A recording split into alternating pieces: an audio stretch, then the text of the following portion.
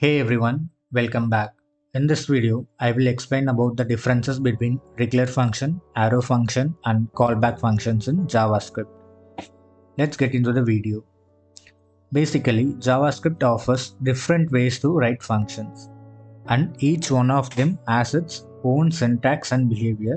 So, first let us see how we can write a regular function. In my functions video, I have shown you how to write a regular function, but still, I will tell the basics here. We will use the function keyword. After this function keyword, we have our function name. This function may or may not accept arguments based on our function logics. So here I'm going to get two arguments from this function, and I'm going to add these two arguments and return the value back. So this is how we write our regular function, right? Let's see how we can write a same function with the arrow function implementation. Basically, arrow functions are like also known as lambda functions, and we can assign them as a value to a variable. So first we need to create a variable.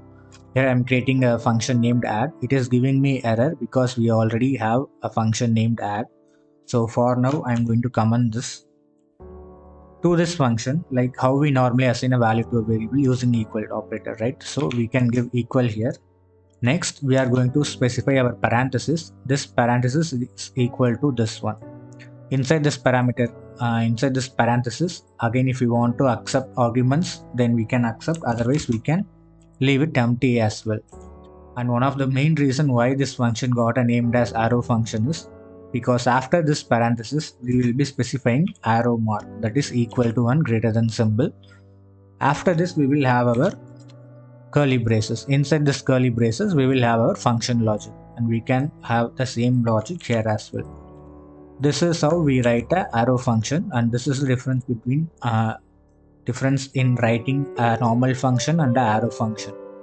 With arrow functions, if we are having only one line of statement inside this function, then it's not even needed to use this curly brackets. We can simply write them next to this arrow mark.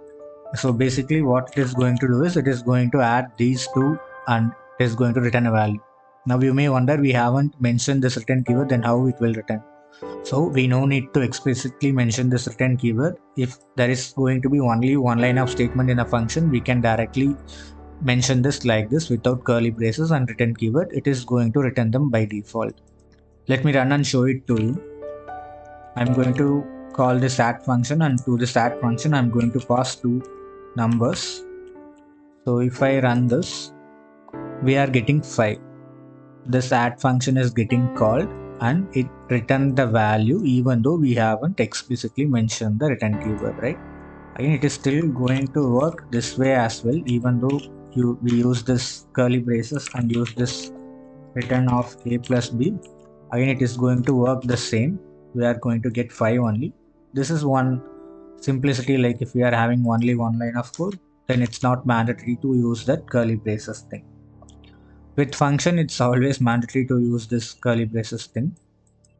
So now you may have a doubt, then what is the difference between this normal function and the regular function? If these two are going to function the same, then what is the internal difference, right? Let me explain the first difference. With our normal function, let's say I'm having this normal function, right? I can call this normal function even before the declaration in code level. So here you can see in the line number 3 only I am adding this function statement, but I am accessing the function at the line number 1 itself. If I run this, we are going to get value because with regular function it's possible. It is due to hoisting. I will explain the hoisting concept in a separate video. For now, just understand we have a concept named hoisting, which allows us to access a function even before its declaration, at least in code level. But in the backend, it's a different concept. But with the regular function, we can access that function before the function declaration, whereas it is not possible with our arrow function. If I comment and enable this arrow function, see, we have our arrow function implementation here and I have our function call here. If I try to execute this, we are going to get an error that cannot access add before initialization. So This arrow functions can be accessed only after it got initialized in the code. So it will only work if I keep this console log below the implementation of this add function, right? This is one difference. And the other difference is like with normal functions, we can have access to this keyword.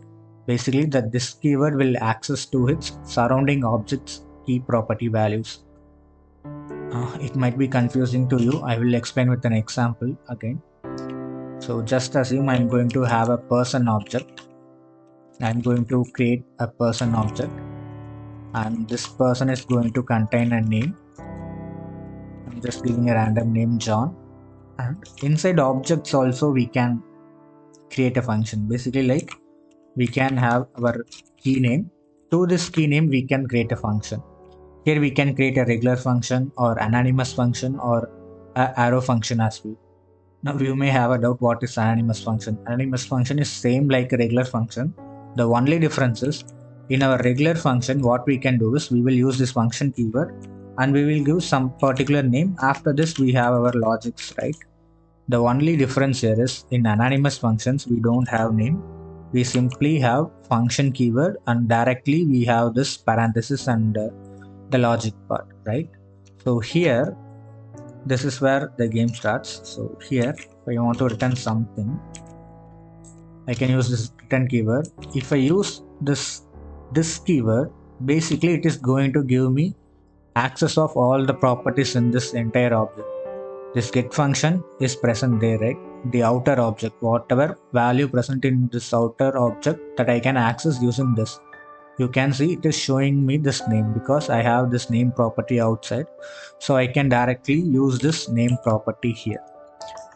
If I run this, I can run that get name function using person dot, because I have that function inside that person object. So person dot get name. This is how I need to call that function to execute that. If I run this function, see we are getting John because using this keyword we have access to this name property. So we were able to access that name value inside our get name function. Here, as I said earlier, we can have a arrow function or anonymous function or regular function here. Let me convert this to a arrow function quicker to show the difference. For arrow function, we simply don't have that function keyword, and here we have our arrow operator, right? So now this is a arrow function. If I run it now, we are going to get undefined because with arrow functions that this keyword will not work. Basically, arrow functions don't have access to their outer objects. So using this keyword is not possible in arrow functions. This is also one of the differences between a regular function and an arrow function. Okay. Now let us see the third function, that is a callback function. A callback function is the function which is passed as an argument to another function. So basically we will have one function. That function will be passed as argument. Basically we will pass either a number or string to another function, right? So in this case, here earlier I had this add function. Like in this function I have expected two parameters. I'm sure you know this parameters will be either a number or string, anything. Like we can pass function also as a parameter. So that is the difference. If a function is passed as parameter and that function is called inside that function, then that will be called back function. In theory level, it will be very difficult to understand. I will explain with the example here. Let's say I have a numbers array. Okay. In this numbers array, I'm just going to have a random value. For just now, let's say I have 3, 6, and 8. Okay. And I want each of these numbers to be squared. I want this number to be multiplied with the same number. So I'm going to create a function named square. So to this square, they will be passing us a number value. If they give a number value, I am going to multiply the number with the same number once. Okay, so this is what my function is containing. Basically, in regular function code, we will write it like this.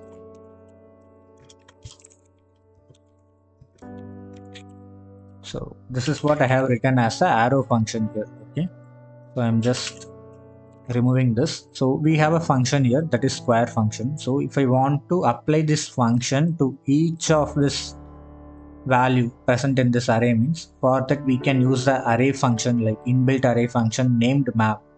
I have covered this map function in an array video. In case if you have missed it, I will give the link in the description. Please do check that as well. Let me show you how we can use a map function.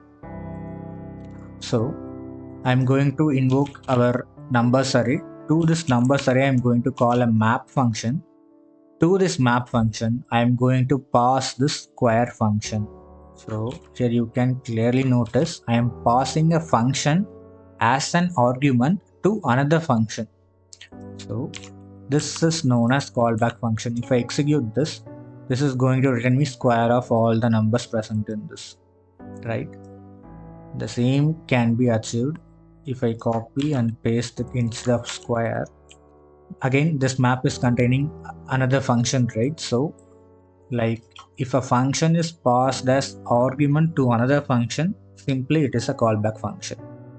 I hope you have clearly understood the differences between a normal function and the arrow function and the callback function. Thanks for watching. Let's catch up in another video.